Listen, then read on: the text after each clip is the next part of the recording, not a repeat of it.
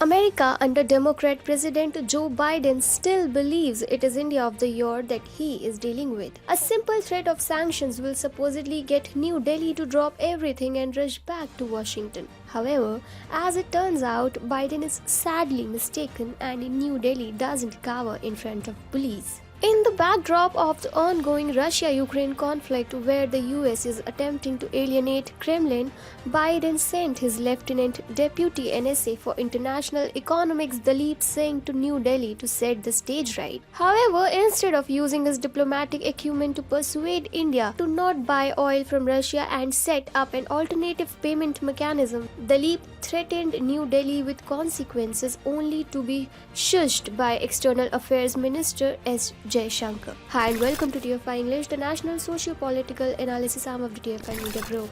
I'm Tanya and I'm here to tell you how External Affairs Minister Jaishankar ripped into the foreign policy of USA. Disguised as a friend, Dalip, speaking for his American masters, mansplained New Delhi about the mechanism of sanctions. He said, "I come here in a spirit of friendship to explain the mechanisms of our sanctions, the importance of joining us to express a shared resolve to end to advance shared interest. And yes, there are consequences to countries that actively attempt to circumvent or backfill the sanctions." Moreover, terming Russia as China's junior partner, Dalip claimed that Moscow would not come to India's rescue if China was to continue its misadventures along the line of actual control. He said Russia is going to be the junior partner in this relationship with China, and the more leverage that China gains over Russia, the less favorable that is for India.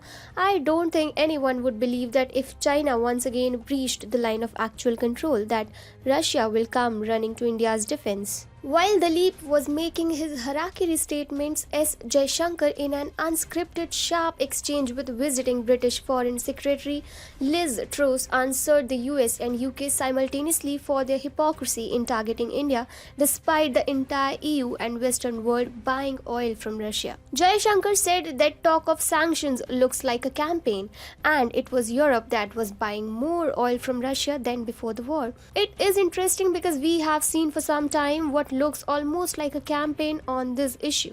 When the oil prices go up, I think it is natural for the countries to go out into the market and look for what are good deals for their people.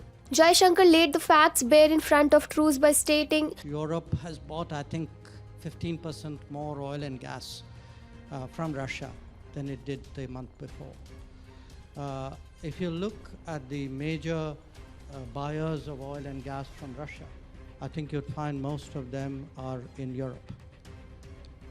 We ourselves get the bulk of our energy supplies from the Middle East, about 7.5%, 8% of our oil from the US. However, the mic drop moment came when Jaishankar said, I am pretty sure if we wait 2 or 3 months and actually look at who are the big buyers of Russian gas and oil, I suspect the list won't be very different from what it used to be, and I suspect we won't be in the top 10 on that list. Even former spokesperson of the EAM, Syed Akbaruddin, called out Dalip for his core statements. Akbaruddin tweeted, "So this is our friend. This is not the language of diplomacy. This is the language of coercion.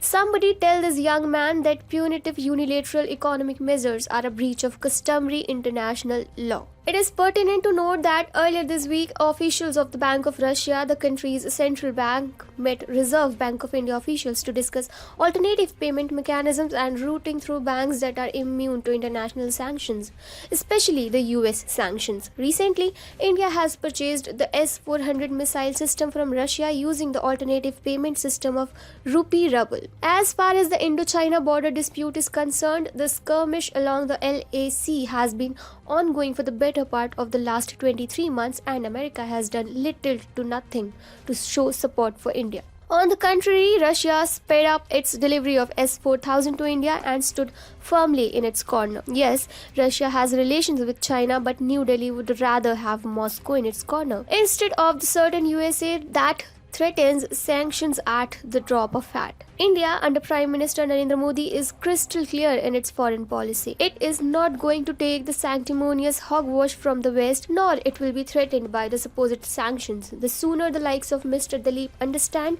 the better. And Washington should perhaps send better equipped diplomats than thugs when it is attempting to negotiate from a position of weakness.